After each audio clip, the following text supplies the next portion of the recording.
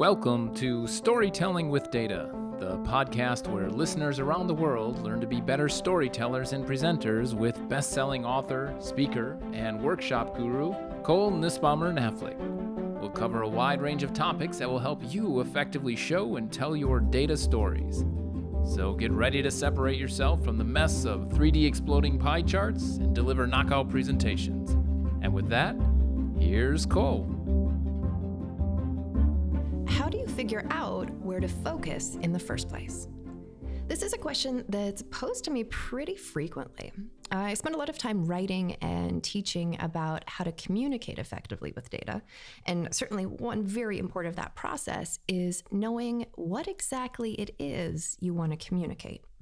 One way to get there is to ask good questions. We're going to talk about that today, but first, a quick personal anecdote. My oldest child is 6, and he's clever. I can remember when he was younger, he would pose very direct questions. For example, can I have a dessert? Now, that's a yes or no question, right? Yes ends in delight, and no in disappointment. No more conversation after that. But this evolved over time. The next evolution in his way of asking questions was slightly better positioning. Mom, if I finish dinner, can I have a dessert? So now he's volunteering something he knows that I would like to see happen in order to try to make what he would like to see happen more likely. Smarter, right? But still pretty direct. And remember, I said he's clever. So out of the blue the other day, this was in the afternoon, he makes a statement to me. Mom, you don't like it when I'm sad. Whoa, no, of course I don't like it when you're sad. You like it when I'm happy, right? Well, there's really only one way to answer that question. Of course, dear. I love it when you're happy. That makes me happy. And stepping back, I totally should have seen this coming, and perhaps you can anticipate where this is going. He says to me, well, it would make me so happy if I could have a dessert tonight. If I behave today, eat my dinner, could that be possible? Wow. So I'm still not a fan of sugar, but I found that to be a pretty compelling buildup from a 6-year-old, and certainly a much better way to frame the question. Now, that's not to say we should do exactly that when analyzing data, frame our question to be more likely to get the answer, what we want. Quite the opposite, in fact. Rather, this is to emphasize how being smart and robust in the way that we ask ourselves and others questions can help us frame our analytical work. Let's consider the question I began with. How do you figure out where to focus in the first place? Today, we're going to talk about 5 questions you can ask yourself or others when exploring data, and 5 smart questions to ask as you prepare to explain that data to others. So let's start talking about analyzing or exploring our data. One smart question to ask yourself is my summary statistic hiding something interesting? Right, so we often summarize data. We use averages or we combine things into groups and categories. This is important to do because data, when there's a lot of it, is sort of hard to comprehend. So by using these summary statistics or summary metrics, we can turn it into something in aggregate that's easier to talk about or maybe see trends. But there's also a dangerous side of this summarization. Let's talk about a couple specific metrics and what we might want to look at underneath just to make sure we know our data well enough and aren't making bad conclusions. So let's start with a common one, averages. Right? So anytime you're summarizing data in an average, you want to look at the underlying distribution. Because when we are doing things with averages, we assume implicitly that the underlying distribution is normal, right? It has a bell-shaped curve. And that's not always the case. So you want to look at the distribution to see what's the spread, right? What is the range of values? Are there outliers that may be interesting or help you understand something better? Does the shape look like you expect, right? If it's a big number and it is a normal distribution, or is it skewed in some way that might make you cause how you summarize the data different? This is particularly important when you are comparing averages. So when you take two summary statistics and compare them to each other, you lose complete visibility to what those underlying distributions look like. And they often will overlap in ways that can be interesting, right? Where the average might show a difference, but when you look at the underlying distributions, you may see that the difference either isn't exactly what you thought it was going to be, or there might be something interesting in the overlap that causes you to talk about your data differently. In some cases, you may find when you do this next level down and look at the underlying distribution, maybe the average isn't the best summary metric to use, right? There might be some sort of binning or categorization.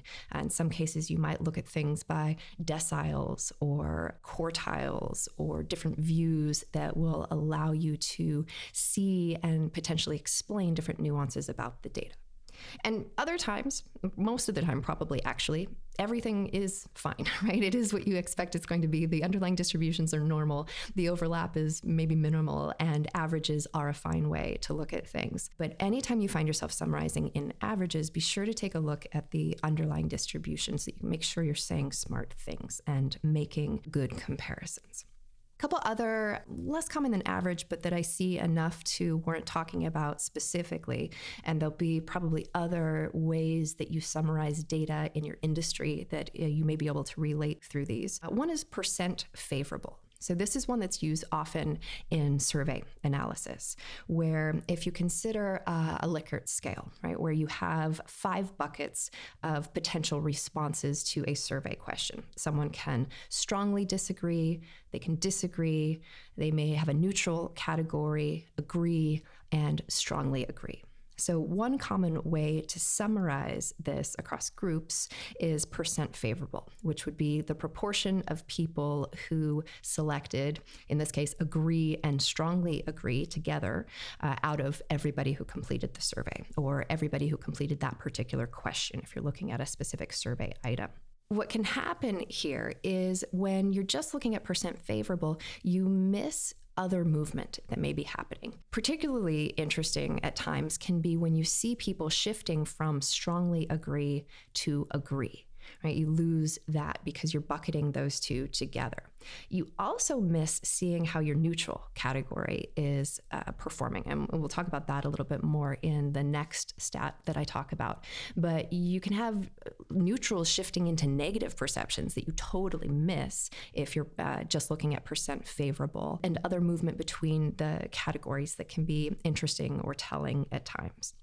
So like averages, with percent favorable, this doesn't mean that's not a good metric to use. Oftentimes it is, and it simplifies things in a way that allows us to compare across survey items and categories or across other categorical variables.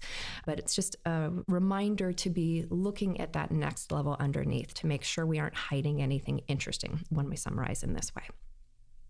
One more metric just to call out specifically is NPS, a Net Promoter Score. This is a metric that's used commonly in voice of customer analytics. And NPS, so this can be any product, or it's used often with apps and such, where your customers or your clients rate you on some sort of a scale, or rate your service, rate your product.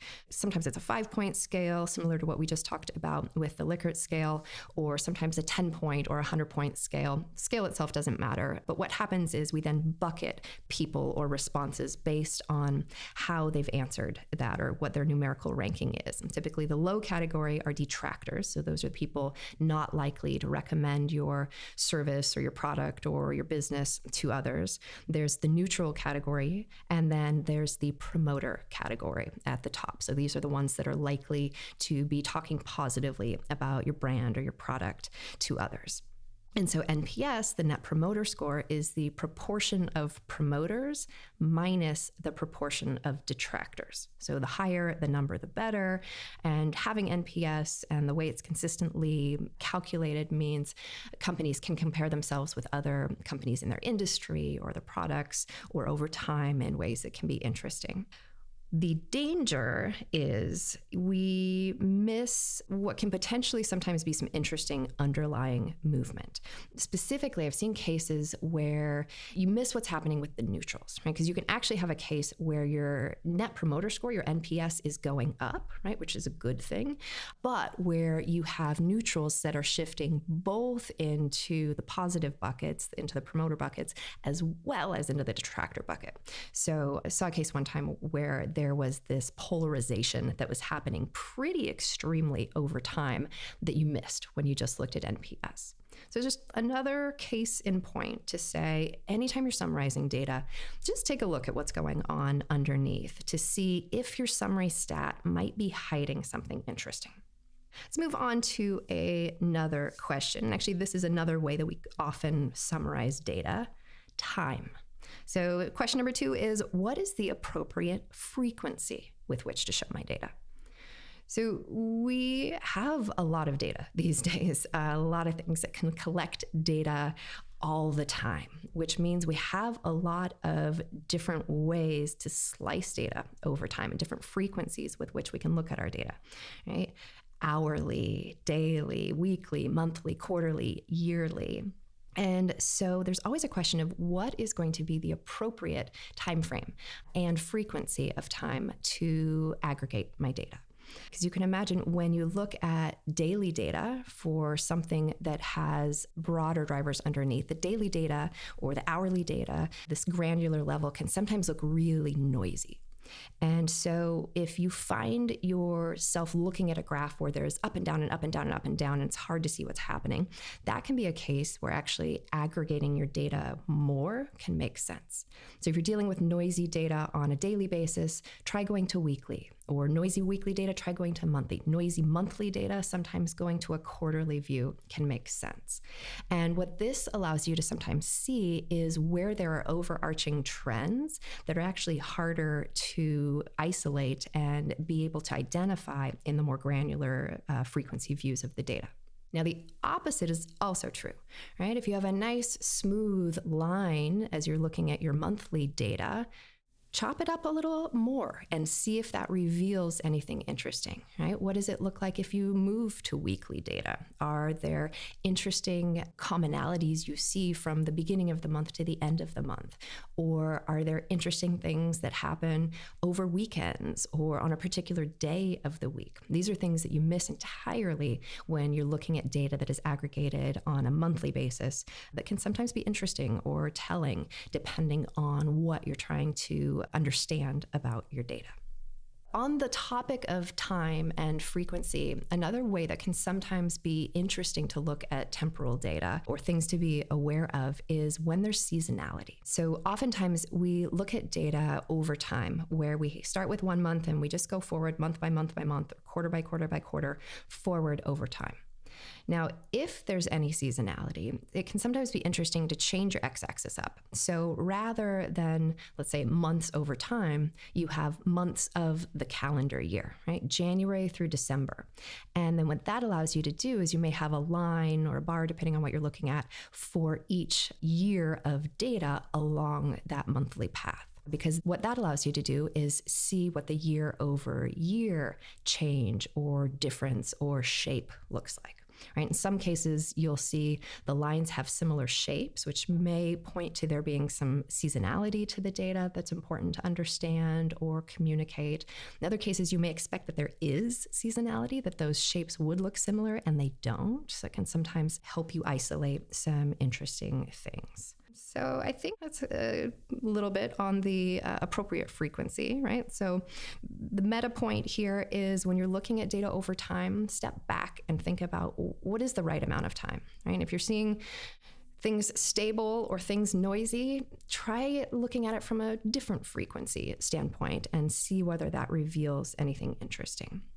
Let's move to another question, another good one when you're analyzing data, which is how do things vary or not by category? So anytime we have data, we typically have a lot of different things that we can use to slice and dice it by region, by product line, by customer type, or part of the business. Cohort can sometimes be an interesting way to look at data, where you look at it by line things up by some point in time, right? So it could be the first time someone downloads your product, or it could be, if you're looking at employee analytics, it could be the day that someone starts at your organization. You can line people up by that beginning point in time and sometimes see some really interesting things. Because you always want to ask yourself, so if you see something changing at an aggregate level, at a total level, right, like something company-wide, you want to understand, is it happening everywhere, or is it concentrated in one or a couple places, right? Because that can lead you to prompt different sorts of actions as a result of that. I can think of an analysis that we were doing recently for a client where the original was some bars and a data table, and it was some projections looking forward about what markets were going to look like in different regions for this particular product. And the bar chart, it was a little tough to see what was going on. We could see, some things going up and some things going down. And when you played with some different views of the data, what you actually saw was the initial forecast the team had done in aggregate. They'd done 2 forecasts out over time. And so the initial forecast was actually quite a lot lower than the new updated forecast. But then when you break it down by region, it actually, that didn't pan out for most of the regions. It was one particular region, I think it was EMEA in this case, that was actually driving everything that you saw in the total. Now you can imagine how if you never do the split down to what's happening across regions, you may not know that information, right? And you run the risk of making a decision or doing something blanket everywhere without having this next level of insight to really understand the data and influence smarter decisions and actions. So when you see something happening in aggregate, ask yourself, how do things vary across different categories, right? What are the normal categories used to slice and dice your data? Do that so that when you go back, you can say not only here's what's happening, but here's where it's happening more or less, or here's what may be driving what we're seeing in aggregate. And again, can be smarter in then the next steps you recommend as a result of that. Another thing that we can do is ask ourselves, where are things different from what we expect? So when we're analyzing data, particularly if it's in an explorative capacity, right, where we don't have a specific question we're trying to answer, we're just looking at the data to try to see where something noteworthy might be going on. This is a good question to ask yourself, right? Where are things pretty much in line with what I expect, and where are they not?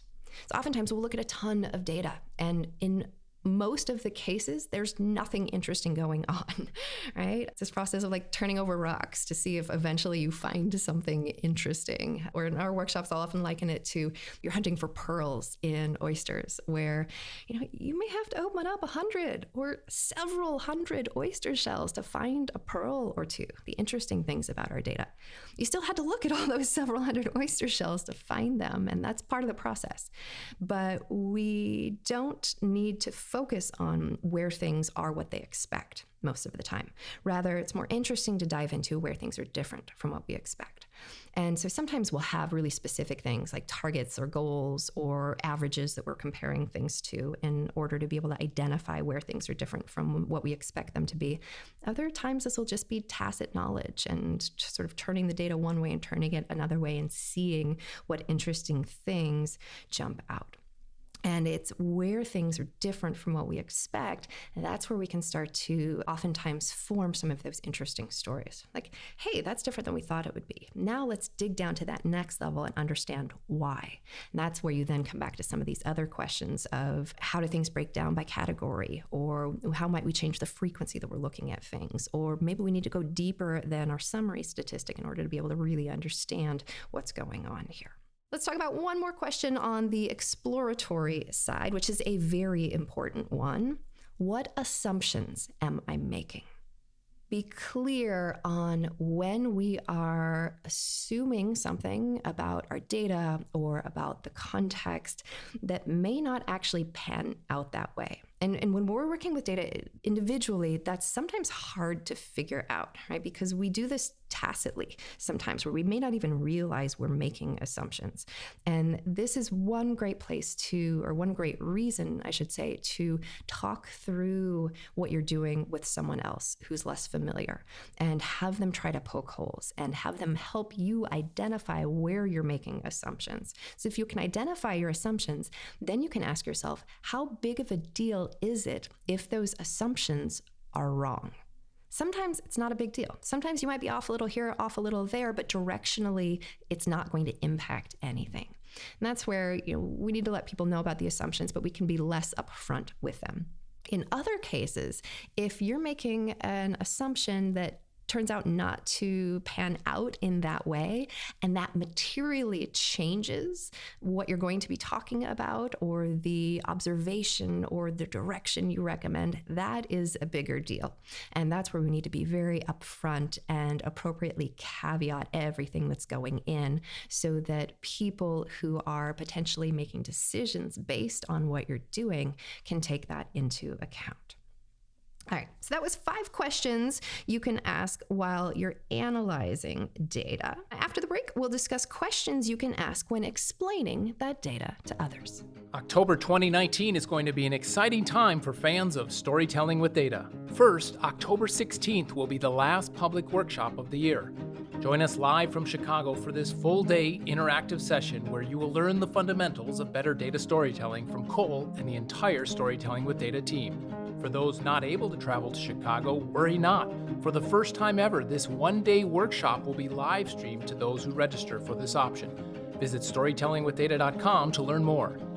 Next, October 22nd marks the release of Cole's second book, Storytelling with Data, Let's Practice. This one-of-a-kind immersive learning experience will help you learn, or teach others to learn, how to become a powerful data storyteller. Let's Practice delivers fresh content, a plethora of new examples, and over 100 hands-on exercises. Pre-order today on Amazon or from your favorite book retailer, and be one of the first to get your copy of the soon-to-be bestseller, Let's Practice. Welcome back. So before the break, we talked about 5 questions you can ask yourself when you're exploring data. Next, I want to shift to explaining data. So you've analyzed your data. You have something interesting you want to say about it. What questions can you ask yourself to help set you up for success when it comes to communicating that data to someone else?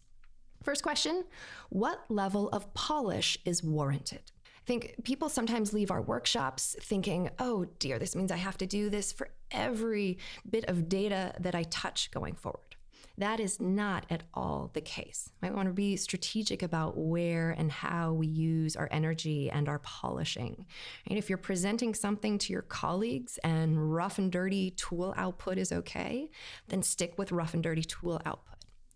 If you're communicating to senior leaders at your organization, that warrants a different level of polish. And you do want to assume when you're presenting data, that's what they see of everything that was done behind the scenes, the analytical process. So you want that bit that they can see to say good things, right? And that happens indirectly, and it's through a lot of the small decisions we make about how to show our data and aligning things and graphing it in a smart way, which we'll talk about more, and really taking time to make sure that the takeaway you need your audience to know comes across clearly and easily. And it's by being smart about when we take the time to polish and when we don't worry about that you get adequate time when you need to be able to make your data and your communications look really professional and put together, right? And being smart even within a given document about how you spend your energy and time here, right? For something that's going to go in the appendix and maybe someone will look at it or maybe they don't, that again can be the rough and dirty, right? Put tables in the appendices, that's fine. But for the main content, the main story, that's where you want to take the time to polish and make what people see say good things about the overall process. Question number 2, what biases might your audience have that will cause them to buy in or resist? This is always something good to think through, and is another place where grabbing a colleague or two and talking through this so that you can get other people's viewpoints can be really useful. Or if you're thinking, well, I don't know my audience, I don't know what biases they may have, talk to somebody who has communicated with them before or knows them better than you do. Or talk to people who are similar to your audience. Or just step back and think about, what do you know about your audience? What motivates them? What biases can you anticipate they might have? And how does that mean you can frame what you're going to talk through in a way that either brings that up so that you can address it, or walks them through your logic so that they can get around it, right? This is one of those areas where any amount of time you can spend thinking about your audience and how you'll be communicating and work to set yourself up for success, that will be time well spent. Let's move right on to another question, which is, what visual will show what I need?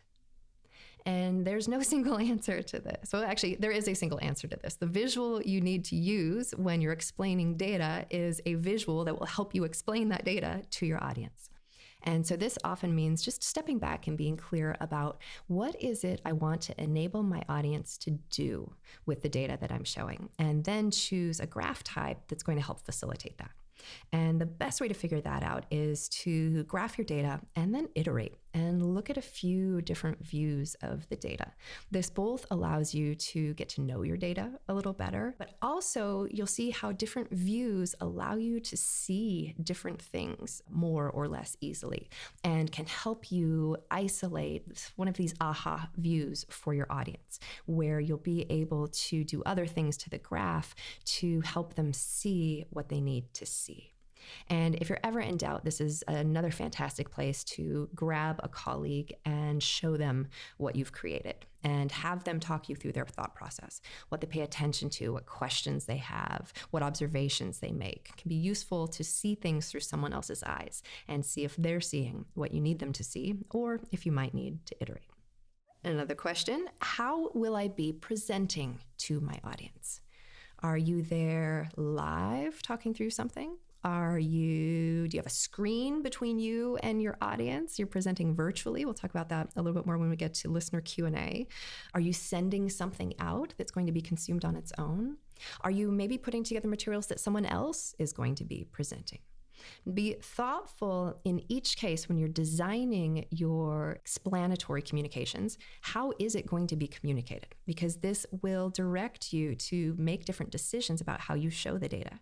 Right? If you're sending something off, it's going to be consumed on its own. People will be printing it, or they'll be looking at it on their monitor in front of them. You can get away with higher density of information there.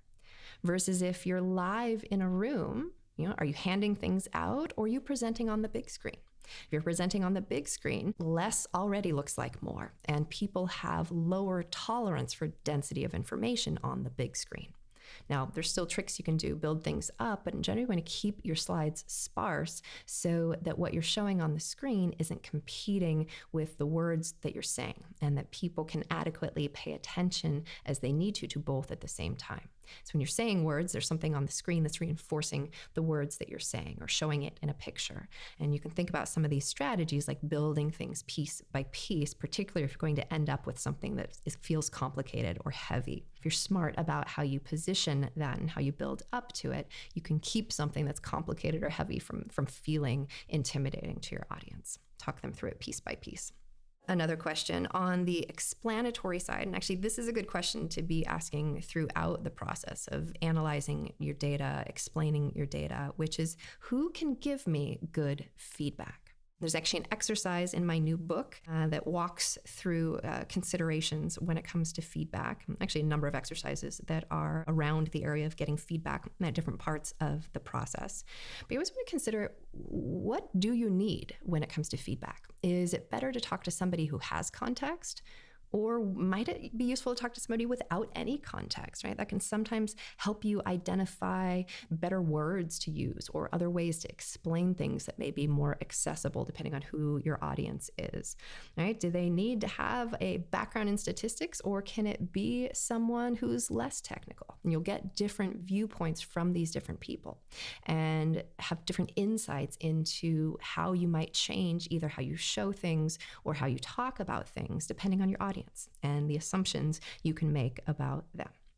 All right, so one final cue, this is another one you should be asking yourself every time you're looking at data and analyzing data and explaining data, which is, what can I learn from each process that can inform my work going forward, right? Every time you explore data, pause and think about, hey, what worked well? Where did I spend the right amount of time? Where did I maybe go down a path that took a little longer than it should have? Maybe I should have cut that off sooner. What good questions did I ask? What questions might I ask in the future? How might I reframe things if I do this again a quarter from now or a year from now? Also, think about where you can be efficient, right? Efficiency both in how you explore your data, but also efficient in how you then explain that data to someone else. Right? Going back to one of the questions we talked about, what's the right level of polish that you need, and optimizing given that. Also, were you able to use your data to inform the understanding that you sought or drive the action that you thought needed to happen? That can be a great question to reflect on, to consider your relative level of success, right? Because you may have done an awesome analysis and presented it well, but if it's not driving the action that you need, then there's still something to revisit in that process or to get feedback on from others, so that you can figure out going forward, how do we not just do a great job when we're exploring data and explaining data, but how do we best use that data to drive smart actions and smart decisions? So in summary, ask smart questions of yourself and others to drive robust analysis and communicate your data in an effective way. Let's shift next to some listener Q&A. Alex writes, how do I collect requirements to create a powerful visualization? This is a broad question, so I'm going to constrain it a bit and assume it's posed about visualizing data in a business setting. This is actually another case where asking smart questions is key. For me, making it about the visualization actually isn't quite the right focus. Rather, it's about understanding what your audience or users are trying to solve for. If you can talk with them to learn more about them and their needs, that's ideal. I often encourage those in analytical roles working with data to consider themselves as consultants. Right? It's not your job to deliver data. It's your job to understand what the people who need the data are trying to solve for, so you can provide the right information. And often people don't know exactly what they need. And so a little bit of back and forth, or sometimes a lot of back and forth, is necessary to make that clear. Why do they need the data? What's it going to help them do? Do they want to use it to show that they should keep doing something the same, or that they should change something? Is there broader context to understand? Do they have expectations about what the data will show? Is it going to be an issue if that's not the case?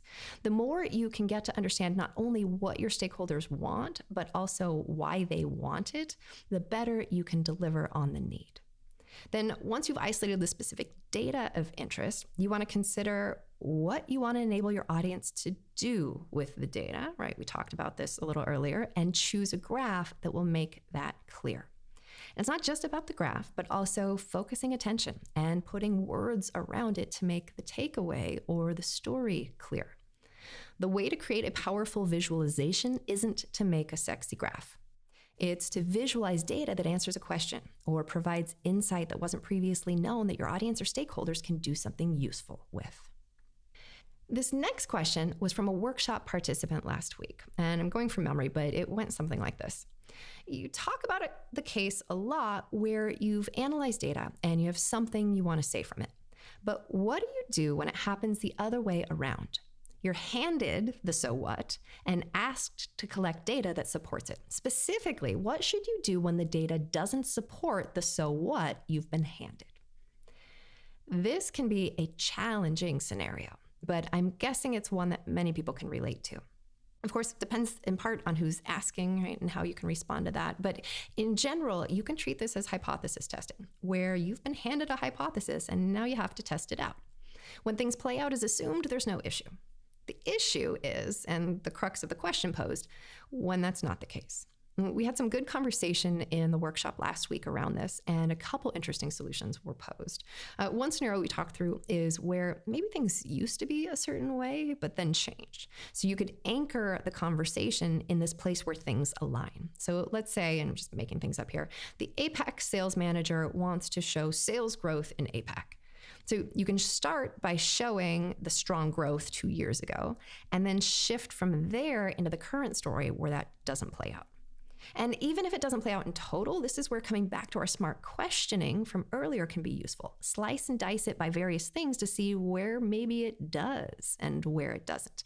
This can shift the conversation in interesting ways, where no longer are you saying you want us to show X and the data says Y, but rather here is where the data says X. But in these other places, it doesn't.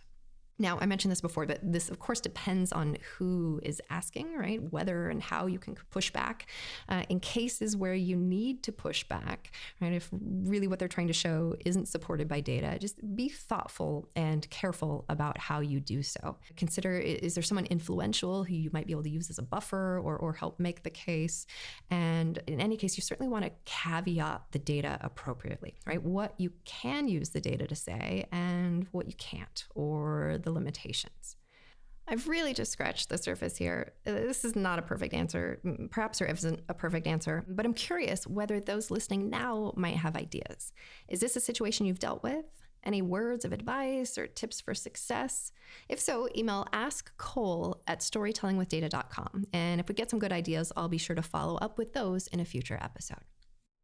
Janine asks, what should you do differently when presenting data in person versus on video? Any tips for encouraging high engagement on a Skype presentation?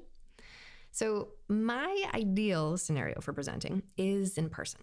So if you have a choice, I would say definitely opt for that. You just get a different level of control and influence when you're live with people and can watch their facial responses and read the energy of a room to see when people are tuning in or out, and pause or speed up and do other things like that as you see what's happening to set yourself up for success. Because even when we're in the room with others, it's hard. There's always the possibility of people picking up their cell phone or opening up their laptop. And this is worse in the virtual environment because you can basically assume this is happening there. You are competing for attention with someone's email when you present to them remotely. Still, there are some things that you can do. One is to use verbal cues when you need someone in your audience or some segment of your audience to tune in. Andy, you're going to care about this next part because it involves resources from your team. Or finance, we're talking about budget next. You're going to want to tune back in. Another strategy that I found can sometimes be useful, and we use this a lot in person, I actually talked about this earlier, is building your graph or story piece by piece. So rather than a full slide that someone can scan through and then turn back to their inbox, build a graph one piece at a time. Start with the skeleton, just the axes and the axis titles. Talk your audience through what you're going to show them. Then add a data point and narrate the relevant context. Then add another and do the same. There's action on the screen and people are curious what will come next. Might be afraid of missing something, which can help keep their attention. Engagement is also sometimes harder in virtual land. So if you're presenting something where you need participation or discussion, see if you can seed that with a person or two ahead of time. Just something to get things going and help set the expectations for everyone that your audience isn't meant to be passive consumers, that they're meant to be following and participating. Think more broadly when designing data communications, and we talked about this earlier, but always think ahead to how you'll be presenting. Anticipate how you can set yourself up for success in that specific scenario. Anytime you spend thinking about this and planning for it will be time well spent. I think that's a great point to end with. Big thanks to everyone who submitted questions. If you have a question, you can email it to askcole@storytellingwithdata.com. Before we wrap, a couple of quick updates. Space in our final public workshop this year is filling up fast. That will take place in Chicago on October 16th. The entire Storytelling with Data team will be there. For that and a couple of other reasons, this is going to be an exciting one to attend. We're also, for the first time, offering a live stream option so people can tune in from anywhere in the world. Details and registration at storytellingwithdata.com/public-workshops. Speaking of October, my next book, Storytelling with Data, Let's Practice, is on schedule for October publication. Learn more at storytellingwithdata.com/books. Pre-order your copy today. If you like what you hear, please subscribe to this podcast and share it with a friend. And with that, be sure to follow @StoryWithData on Twitter and Instagram. Also check out our new LinkedIn page and all the great resources on the blog at storytellingwithdata.com. Thanks for listening.